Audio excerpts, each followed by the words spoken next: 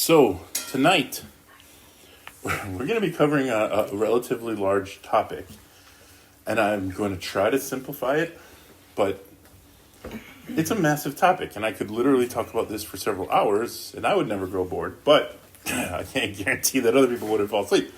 So, like I said, I'm going to try to make this consumable. If you don't understand something, please speak up, because this is such an important topic for us to understand. And in starting with this important topic, I need to address God. When we talk about God, we're talking about a divine being. And yet, if we're not careful, because we aren't familiar with the idea of divine beings, we sometimes will do like what the Greeks did and start personifying him in human terms.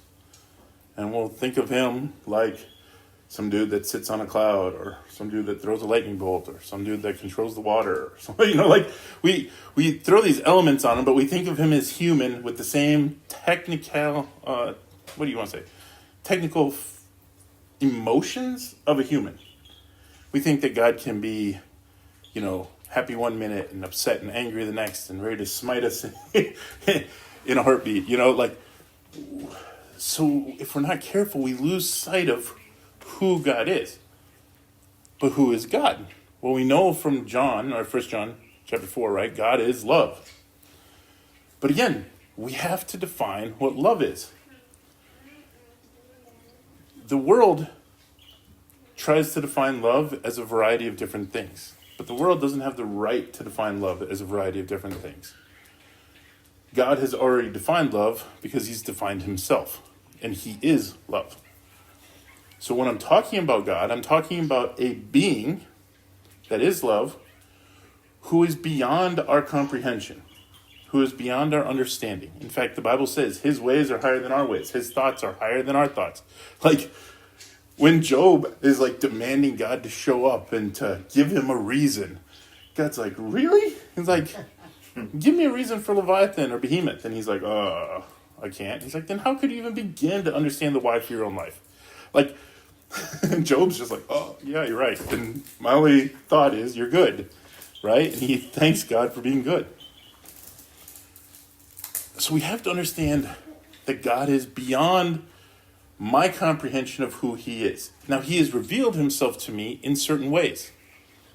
In fact, all throughout Scripture, he's revealed himself to his people in a variety of different ways. And every time he has revealed himself in these different ways, people have named him after that revelation.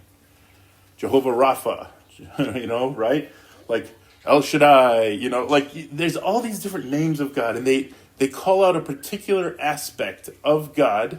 Jehovah Jireh, my provider, right? Like Jehovah Nisi, right? Like they call out an aspect of him that declares who he is in that moment, or an element of him. But that's not the entirety of who he is. In fact, if you look in Isaiah chapter 6, when Isaiah gets this revelation of God in his temple, he sees him seated on a throne, and the train of his garments is filling the temple, which, again, we think of it as, okay, this guy's wearing a really long robe. It's like, no. Like in Eastern culture, whenever they would defeat an enemy, they would take the ruler's garment and they would sew it onto the end of their own garment. And it would extend the train of their garment. When it says that his train fills the temple, it means that there's no one greater than him. That he has conquered everything. So he's all-powerful. But then you have these seraphim that are continuously crying out, holy, holy, holy. Now, if we're not careful, we read that and we're like, boring. They're just nonstop saying the same thing over and over and over again. But there's a reason these angels that are full of eyes, by the way, says they got eyes all over their bodies and all over their wings. There's a reason these angels are continually crying out, holy, holy, holy. It's because every time they observe God, they all of a sudden see a new element of God that is worthy of praise. And they never stop seeing a new element of God that is worthy of praise. That's why they keep crying out, holy, holy, holy. So what does holy mean? It means separate, unique, set apart from. It means he is so different and beyond the common, the ordinary, the average. He's above it. He's beyond it. That's who God is. Okay, well, Mike, why are you bringing this up? Aren't we going to be talking about Psalm 119 going into noon? We will. But to do this properly, we have to understand who this God is and why he gave us the law. You see, in the grand beginning, God originally created man and woman to have relationship with him in the garden. He created them to walk and talk with him in the cool of the day, to have relationship. They were given a job to do, to care for the garden. They were given a job to do in procreating and filling the earth, right? They had work to do, but they also had time to spend with him. That was God's original intentionality for mankind. In fact, when God looked at Adam and said that it wasn't good that man should be alone, he was, I believe, prophetically speaking about himself. It's not good that he should be alone. So he started to create, even from the very beginning, a perfect bride for himself. We call it the church. It's made up of every nation, language, tribe, and tongue, right? But at some given point, we don't know when, we do know that sin entered into the garden through the serpent's temptation of Eve. And the temptation to Eve was in pride, the ability to be like God, to stop trusting in him that what he had given them to do and his perfect plan of relationship was enough. And instead, if she ate it, she could be like him. And she fell to that temptation. So did her husband Adam. And then, all of a sudden, the Bible sort of, like it talks about the proto-evangelium, where God gives the first promise of a savior and all that kind of stuff. But then it sort of morphs into talking about their children, Cain and Abel, right? And where do these guys come from? Is this years later? Is this were they already around? Who knows? We don't know this because this is being recounted by Moses to us, and he's writing as he's being led by the Holy Spirit. But we do see that Cain and Abel, there's no law given at this time. But they do have some sort of understanding that there is something that draws them to have a relationship with God. And so they express that through the idea of sacrifices. Now, Cain offered sheep. Abel offered sheep, right? Cain offered part of the grains of the ground that he had grown, right? Some of the grain and fruit and vegetables and different things that he had done. Now, we don't know whether or not Cain's vegetables were poor or whatever. We don't know that. The Bible doesn't declare that to us. We do know, though, that there was an understanding of what needed to take place. Abel offered the best, while Cain didn't offer what was expected of him, right? And God tries to tell him, It's just similar to the idea of the woman who, goes to the temple, drops her money. It's it was very few cents, but it was everything she had. Up until the people in the temple who put gold, and it was a fraction of their money, while the woman gave everything. Is that the same concept? Well, that's a later picture of this idea that's being played out, right? It comes down to trust, right? It comes down to this idea that your relationship with God, this worship that God truly wants, is not some rules that you follow or some sacrifice that you give, but rather a heart that fully trusts him in everything that you're doing. Abel was giving the best of his sheep because he trusted God with what was going on.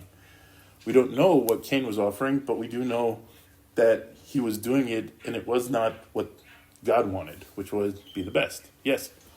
I don't know if you've heard, but a lot of people have written that Cain's offering came from the ground, which had been cursed. And that very well could be as well, Yeah.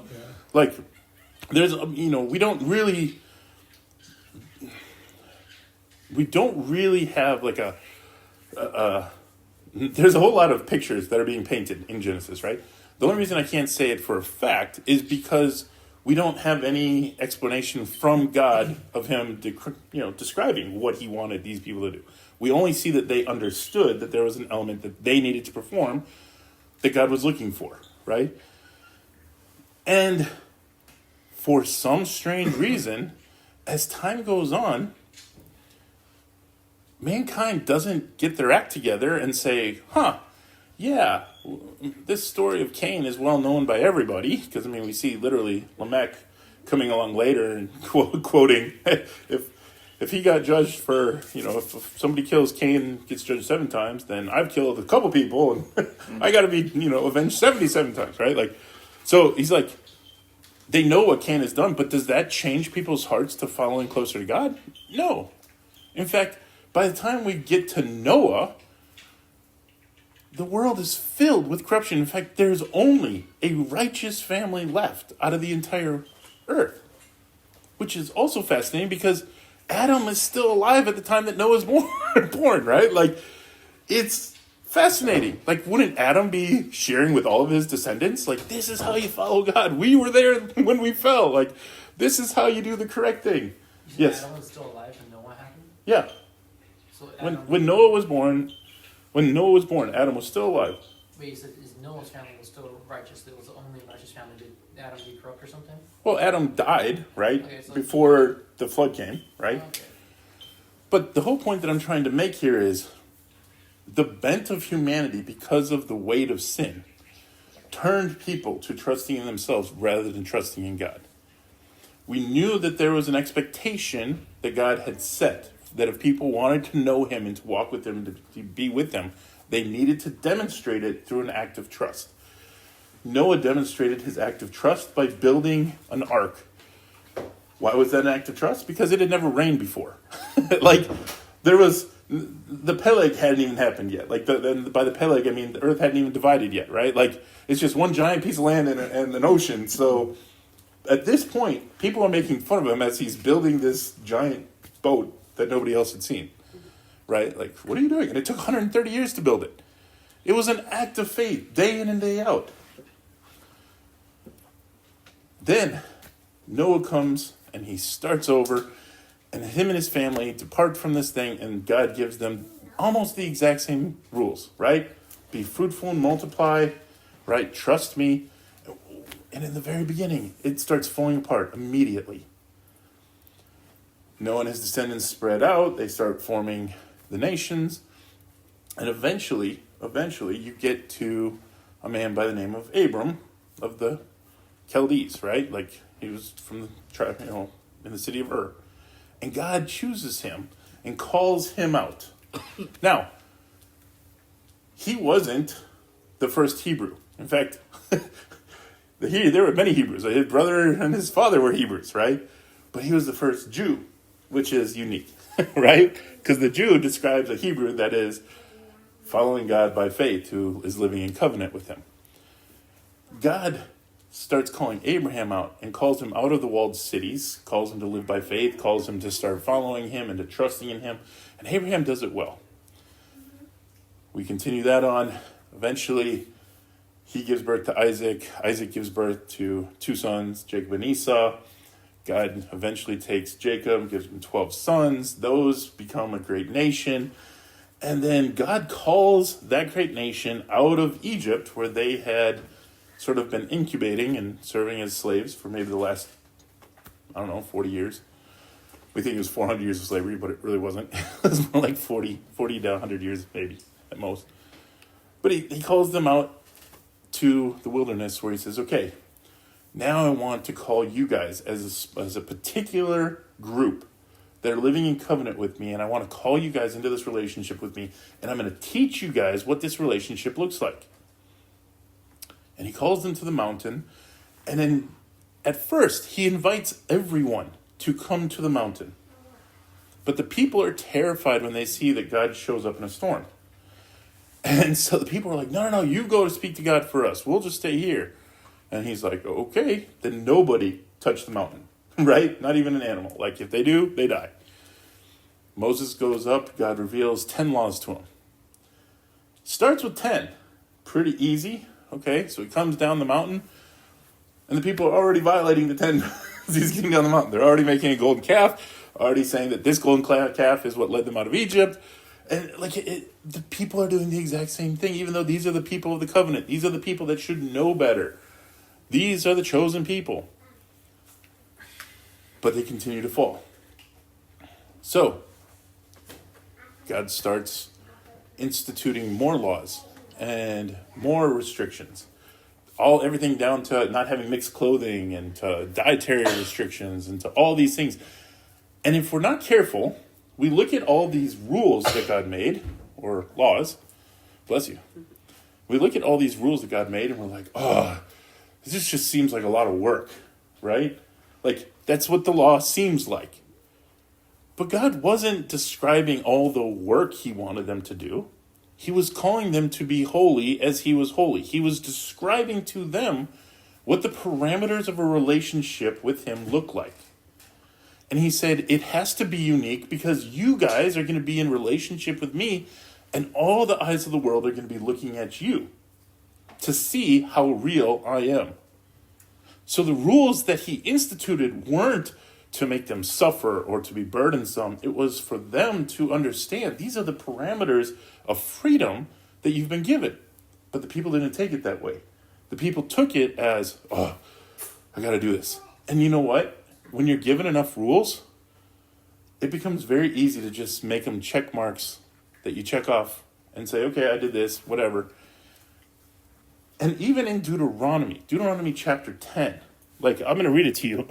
Like, God is saying in Deuteronomy chapter 10, this is the whole point of the law. And I'm going to read it to you, and you're going to say, oh, well, that doesn't sound like he's trying to be difficult. He's just trying to have a relationship with him, because that's exactly what the purpose of the law was, to define the relationship of man to God, who is a being made of love. Love is defined by what he says that he is, who he says that he is, and he says, okay, you want to be in a relationship with me? Do these things, like live in this framework. Why? I thought a lot about this week, how to describe this. And I realized, like, the only way for me to truly describe this before I get to just Deuteronomy chapter 10 is to do it in the context of, like, parents and children. Because that's actually what the Bible talks about. It talks about the law being a schoolmaster or, like, a guide for us until we get to a place where it can then show us who Christ is, right? When I was an adult and I met my wife and we had kids, my little kids, I loved them so much. Oh, I still love them. I still love you. Okay. But when they were little, I had to set restrictions in place. Harsh restrictions. Do not go into the street. You do not chase the ball into the street. You don't go there. There could be a car coming. There could be something. You don't know what the dangers are if you violate that. And so for your own safety, do not violate that principle. I had to teach them. No, it's not mine. It's not mine. We share, right? I had to teach them. No, we don't hit our brothers and sisters because we're angry, right? We love them. We talk it out with them. We seek unity with them, right? Like, you put these rules into place to sort of give them fence posts and say, everywhere inside this fence post, you can run free. But the fence posts are there to keep you safe until you are of an age where you can start to abide by these rules of your own free will and start to express your love because you know now that it is love. Is this making sense so far? I hope so. And I promise I'm getting to a point with all this. But the reason I'm laying it out like this is because this is exactly why God instituted the law. They were fence posts for people to keep them in this place. And so this is what he says. And now, Israel, what does the Lord your God require of you? And this is literally after he has just given, he's told them how to make the ark and to do all these things and, put the stone tablets in the ark and, call Aaron and his sons and we're going to set them apart and we're going to set the tribe of Levi apart and this is how you're going to worship. And he says, and now Israel, after all of this, setting up the whole parameters of what he wants done, what does the Lord require of you? He requires only that you fear the Lord your God and live in a way that pleases him and love him and serve him with all your heart and soul. And you must also obey the Lord's commands and decrees that I'm giving you today for your own good. Look, the highest heavens and the earth and everything in it all belong to the Lord your God. Yet the Lord chose your ancestors as the objects of his love, and he chose you, their descendants, above all other nations, as is evidenced today. Therefore, change your hearts and stop being stubborn. For the Lord your God is the God of gods and the Lord of lords. He is the great God, the mighty and awesome God, who shows no partiality and cannot be bribed. He ensures that orphans and widows receive justice. He shows love to the foreigners living among you and gives them food and clothing. So you too must show love to foreigners, for you yourselves were once foreigners in the land of Egypt. You must fear the Lord your God and worship him and cling to him. Your oaths must be in his name alone. He alone is your God, the only one who is worthy of your praise, the one who has done these mighty miracles that you have seen with your very own eyes. The entirety of the law was just, hey, he wants a relationship with you. But the children of Israel didn't understand that. They were like, oh, if I just keep these rules, I don't need to even think about God. There's an entire what do you call it? What do you call a therapist? What do they work with? Like, psychology? Yeah, so thank you. There's an entire psychology out there that is not based on Freudianism or any of these other things, but it's based on the concept of abiding. And these therapists often say, no, we shouldn't tell our children, like it's good to go to the park with your kids when they're little and, to be there and to do stuff with them, but we shouldn't be like cheering them on for every little thing. We shouldn't be like, oh, good job with that, and oh, good job, you went down the slide, and oh. He's like, when we do that, we create a performance mentality in kids where everything is either good or bad. And he was like, and the reason I'm talking about this is because my ministry partner, Nick, he has been dealing with a guy who's now hardcore into discipleship there, who is a therapist in this. And he's been talking to Nick about this. But he said, like, oftentimes just spending time, just abiding with one another, and just making it about spending time with each other is the important factor. Knowing that they are there and they are available and that they want to have relationship with you. And I was like, listening, I was like, yeah, that's really good. Except we also have to understand that it's not just the proximity that's important. It's the intentionality in the proximity. If I'm with my wife, but all I do is look at my phone and I never pay attention to her, is that a relationship? No. If, if I say, oh, you're my best friend, but then never talk to you, is that a relationship? No. A true relationship requires not just presence and time, it requires intentionality and focus. This is what God is after. But the human condition says, oh, God's giving me these laws, I'm just going to go ahead and check mark them, and then I can just, clock out mentally and just, okay, I did this. And we see this even when Jesus comes along. He's like talking to the Pharisees, and he's like, you even tithe the 10th on your herbs and spices.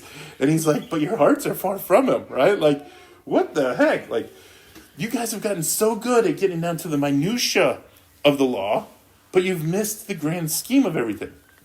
In fact, in Isaiah chapter 1, verse 11, 10, 11, 12, 13, God is talking to the children of Israel, and he says, your sacrifices make me sick. He's like, do I require the blood of 10,000 bulls and goats? He's like, your hearts are far from me. Like, yeah, we can go through the motions of worship, but if we never actually get to having relationship and abiding with him, what does it accomplish us? Absolutely nothing. So, continuing that particular train of thought, Jesus tells us, he says, hey, don't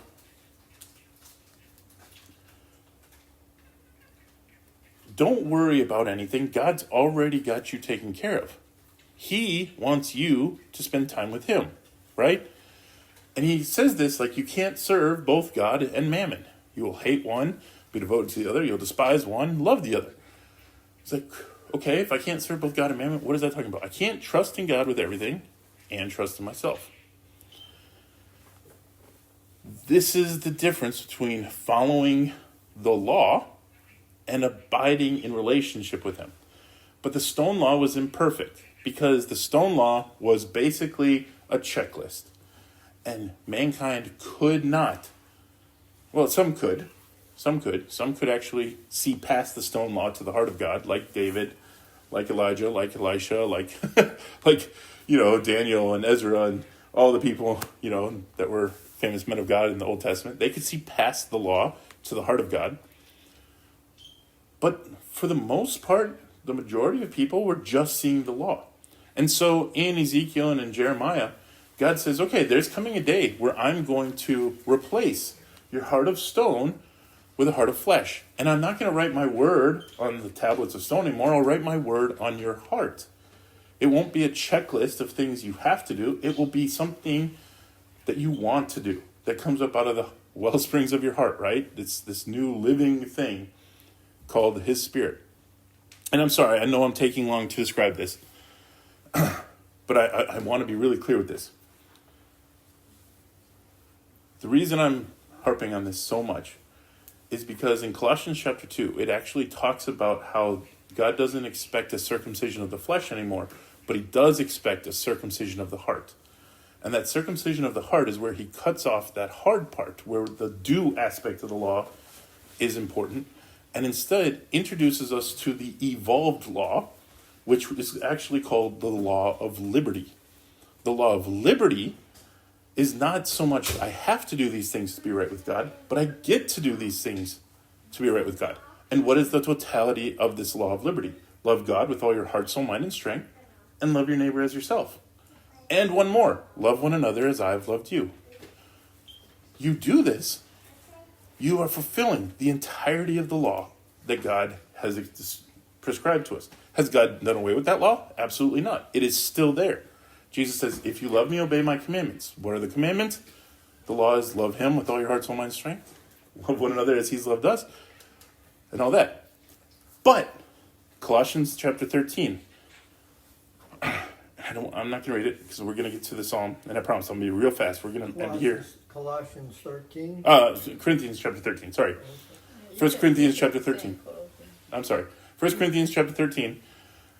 He says, if I could speak with all the, if I could speak with the tongues of men and of angels and explain all the mysteries of God, if I could give all my money to the poor, if I could give my body to be burned at the stake, but I don't have love, it accomplishes nothing.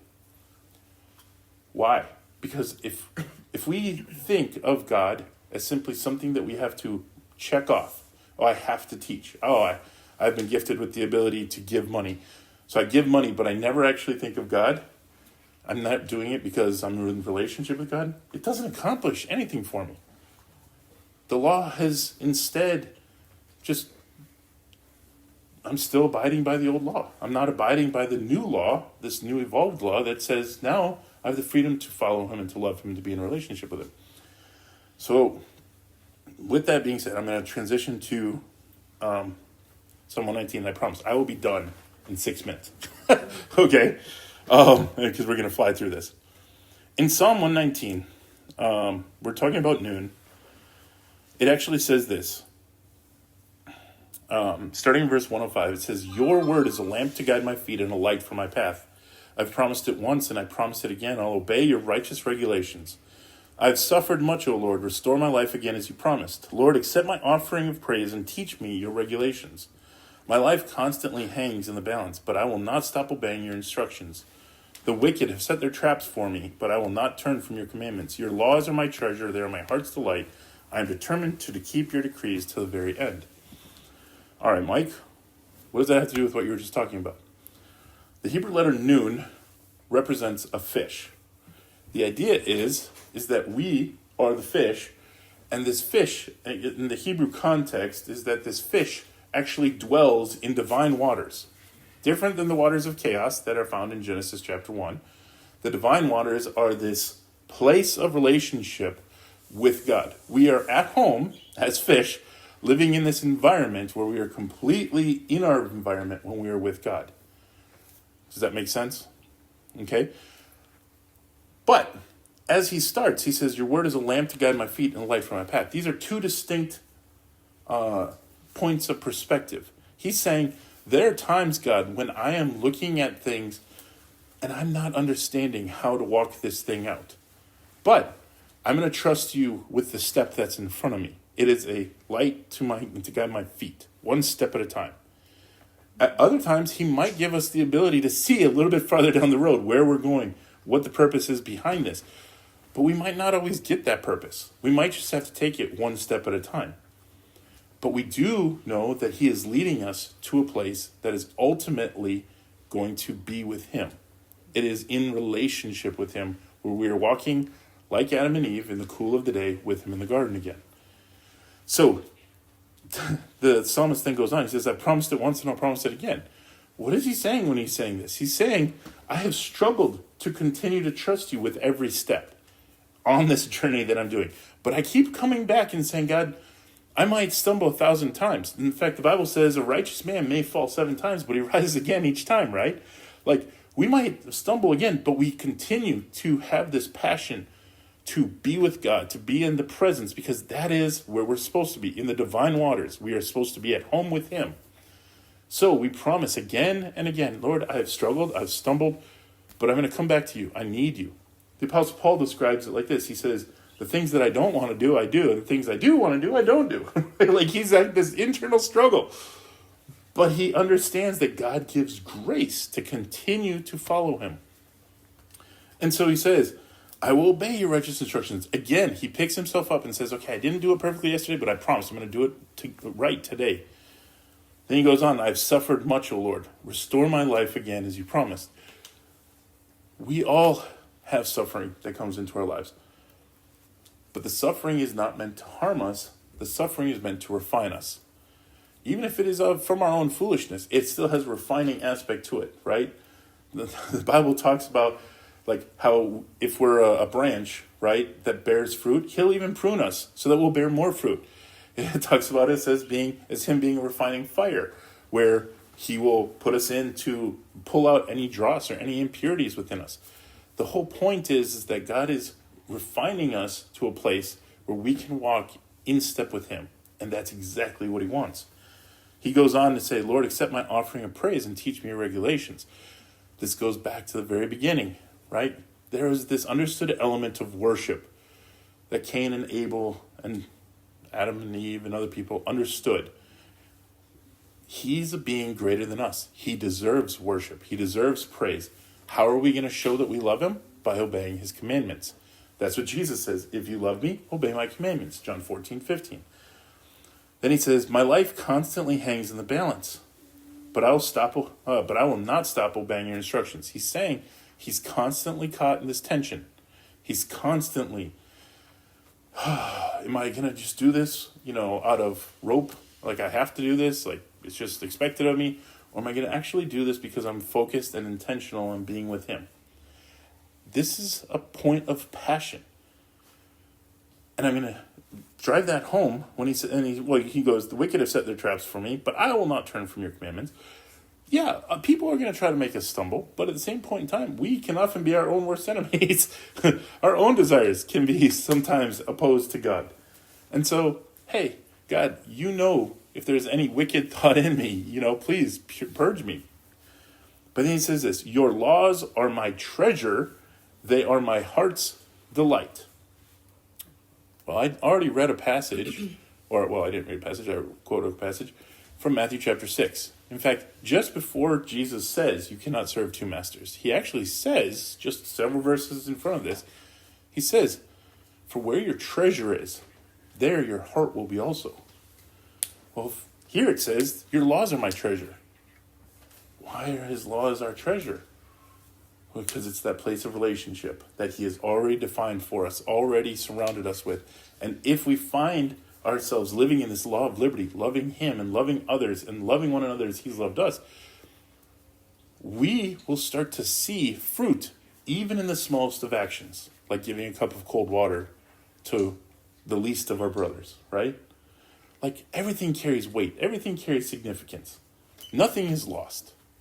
But if we're just doing it, then we're always looking for some major big thing where we can say, Lord, Lord, aren't you impressed that I prophesied in your name or healed the sick or cast out demons and, did many mighty works in your name? And the most horrible thing that he can say to us is, "Depart from me, I never knew you, you workers of lawlessness." Well, I thought I was doing it all for him. Yeah, but you didn't know him. You weren't spending that time in relationship with him. That's the danger. And he says, so, where your treasure is, my treasure is in his law.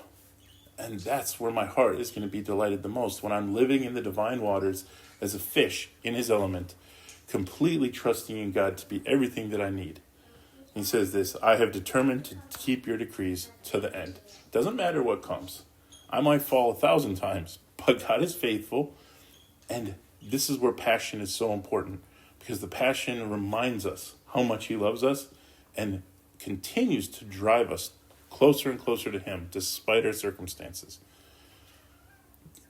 Hey, God, there's more than 1 million people here. We don't have any water. You've led us into a barren place.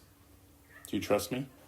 If you do, all you got to do is speak to a rock, right? And all of a sudden he satisfies.